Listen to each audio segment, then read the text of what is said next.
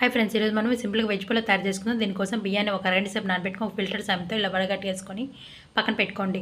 ఇప్పుడు stove on చేసి గిన్నె పెట్టి 2 టేబుల్ స్పూన్ ఆయిల్ వేయండి. ఆయిల్ కొద్దిగా వేడిన తర్వాత బిర్యానీ దినుసులు, ఉల్లిపాయ ముక్కలు, పచ్చిమిర్చి, కరివేపాకు, జీడిపప్పు పలుకులు, అల్లం వెల్లుల్లి పేస్ట్ వేసి మంచిగా ఫ్రై చేయండి. ఇప్పుడు ఇందులోకి ఆలు, క్యారెట్, బీన్స్, అలాగే క్యాప్సికము, క్యాలీఫ్లవర్, కొద్దిగా ఉప్పు, పసుపు వేసి మంచిగా మగ్గనివ్వండి. మంచిగా మగ్గిపోయిన తర్వాత టమోటా, అలాగే గరం మసాలా, ధనియాల పొడి, ఒక హాఫ్ టేబుల్ స్పూన్ కారం, 1 టేబుల్ స్పూన్ పెరుగు వేసేసి వీటిని కూడా మంచిగా మగ్గనివ్వండి. మంచిగా మగ్గిపోయిన తర్వాత 1 గ్లాస్ బియ్యానికి 2 గ్లాసులు నీళ్ళు పోసేసి నీటిని బాగా మసలనివ్వండి.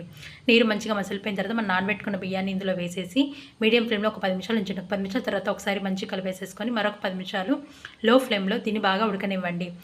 10 నిమిషాల తర్వాత స్టవ్ ఆపేసుకొని పైన కొత్తిమీర వేసేసుకొని ఒక 5 నిమిషాల తర్వాత సర్వ్ చేసేసుకోండి. అంతేనండి, ఎంతో టేస్టీగా ఉండే వెజ్ పులావ్ తయారైపోతుంది. రైతాతో సర్వ్ చేసుకుంటే చాలా టేస్టీగా ఉంటుంది. Thanks for watching. Please like and subscribe.